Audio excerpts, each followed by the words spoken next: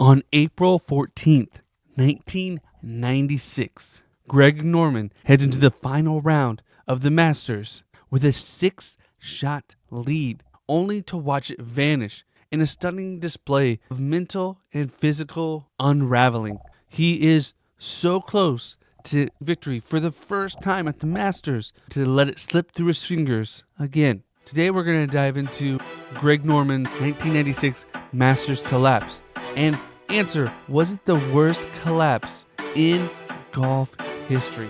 Today on Daily Sports History.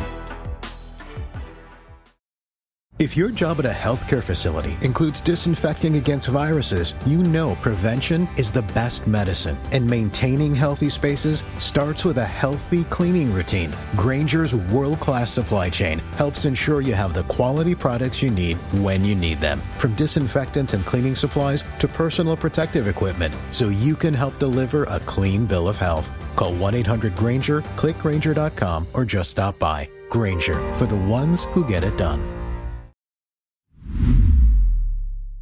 Welcome to Daily Sports History. I'm Ethan Reese, your guide, as you daily learn more about sports history, increasing your sports knowledge. As today we're going to find out, was the 1996 Greg Norman collapse the worst in golf history? So let's find out how we got to the 1996 Masters and the background behind the golfers who came out on top in the 1996 Masters. First, let's dive into Greg Norman. He was born in Australia and he excelled in rugby and cricket, two great pastimes in Australia. But he discovered the game of golf at the age of 15 while caddying for his mom and fell in love. Eventually turned pro in 1976. Became a global sensation on the European tour and won his first tournament in 1977. And he would earn the nickname the Shark due to his aggressive playing style coupled with his Australian roots. And by the 1980s, he became a top fixture of the leaderboard on the PGA Tour and spent 331 weeks as the number one golfer in the world, and still is second all time for the most weeks at number one. He would win 2 Open Championships in 1986 and 1993, and he was known for being aggressive and had a lot of near misses in the majors. And in 1986, he had leads in all 4 majors after 3 rounds, only to win 1. And in 1995, he finished third at Augusta, and he wanted that elusive green jacket and came out swinging for the 1996 Master Tournament. And his buddy would become his undoing in 1996. Nick Faldo was born in London and was inspired by Jack Nicklaus winning the Masters in 1971. And he turned pro the same year as Greg Norman did in 1976 and excelled as an amateur golfer.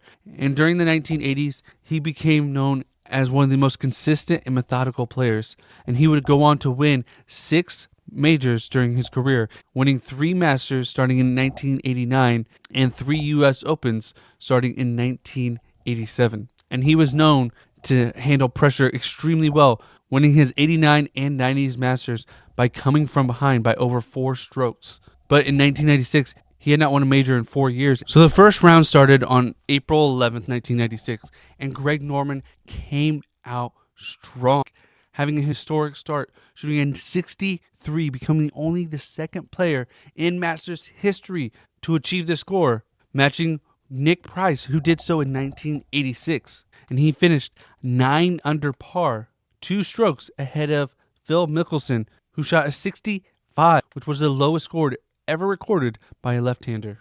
And in the second round, Norman extended his lead, shooting a 69, 3 under, giving him a total of 12 under for the tournament so far. And this is when Nick Faldo comes into the picture, and he comes in finishing the second round with an 8 under, just 4 shots behind Greg Norman, as Phil Mickelson faltered, shooting a +1 and fell off the leaderboard.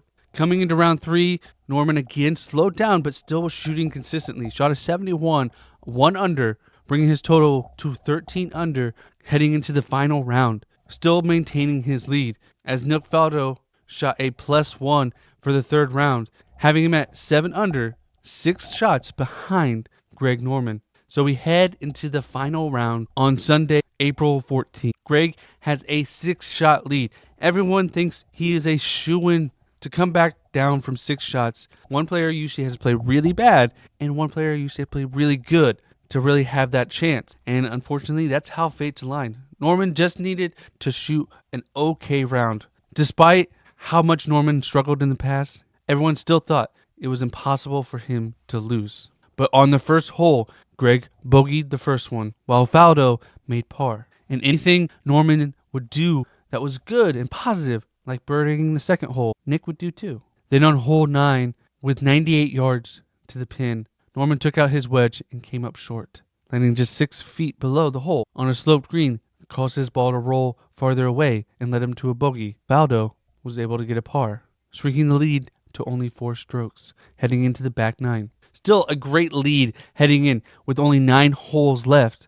But on hole number 12, a par 3, Norman started to unravel. His tee shot landed in the creek, and he resulted in a double bogey, while Faldo continued to be consistent and made par. And after hole 12, Faldo took control. Now this doesn't mean that Norman just laid back and let it happen. He fought back and matched Faldo hole for hole on 13, 14, and 15. But after hole 16, he dug himself even further in a hole. Hole 17, he bogeyed again as Faldo powered. And on hole 18, Norman missed another par putt, finalizing his round at a 78 plus 6 for the tournament, as Faldo sank a birdie as the final one rolled in, giving him 5 under for the round and winning his 3rd Masters title with a 5-shot victory. 5 shots he won by. He was down by 6. He made up 11 shots in one round. Now, you can say their playing style really led to this. Norman was known for going 100% pedal on the metal no matter what. He could not just play a even keel round, go par the entire round. If he would have shot par the entire round, he would have won. But he always had to go that little extra. That's his mentality, and that's what made him a great golfer. But sometimes that comes to bite you in the butt. It can make you great, but it can have consequences. And Faldo was just the exact opposite. Even keel, would shoot par and birdie, would not go for the tough shot, would go for the safe shot, and methodically worked his way up. And after this, Norman admitted he lost the tournament, but he's not a loser. And Nick Faldo embraced Norman after he beat him on the 18th hole, whispering the words to him, "Don't let the media get you down," because it was going to happen. He would become a laughingstock. And this was the largest blown lead in Masters history, 6 strokes heading into the final round, a record that remains unbroken to this day. And it's partly because Nick Faldo shot a fantastic final round. Following this, Norman continued to struggle, and he only won one more PGA event, the 1997 World Series of Golf, before injuries and age took their toll on him, having surgery him to eventually retire, never winning that elusive green jacket. While Faldo would continue to have success, he wouldn't win another major, as age caught up to him, would eventually retire as well, with this being probably the highest moment of his career. And it wasn't until 2013 when Adam Scott, a fellow Australian, won a Masters, becoming the first Australian to do so, and said Greg Norman was the inspiration for his victory. That just shows you that even in loss, you can also be a role model for somebody and a guiding light. Now, was this the worst collapse in golf history? You could say so. It's definitely on the list. There's also the 2016 Masters where Jordan Spieth led by 5 strokes after 9 holes and would quadruple bogey the 12th hole, eventually losing by 3 strokes. Another Masters loss was Roy McIlroy, who had a 4-stroke lead heading into the final round and would shoot it in 80, including a triple bogey and double bogey on consecutive holes. And arguably you could say Gene Valdez may have been the worst at the 1999 Open Championships, where he had a 3-stroke lead heading into the final hole, where he triple bogey and lost in the playoff. It's hard to judge these 2 losses. I would say Gene's may have been worse than Greg's because he had just 1 hole to win it and he lost, where Greg had the entire round to win and lost. I would say Greg's is the worst in the Masters history for sure, but Gene's 1999 Open was probably the worst mentally because all you had was just 1 more hole. I want to thank you for listening to today's Daily Sports History. If you like this, please follow us on our socials. We're on Twitter, Instagram, Facebook, YouTube, Blue Sky, Mastodon. Wherever you like to socialize, we're there. Links are in the description. And come back tomorrow for more daily sports history.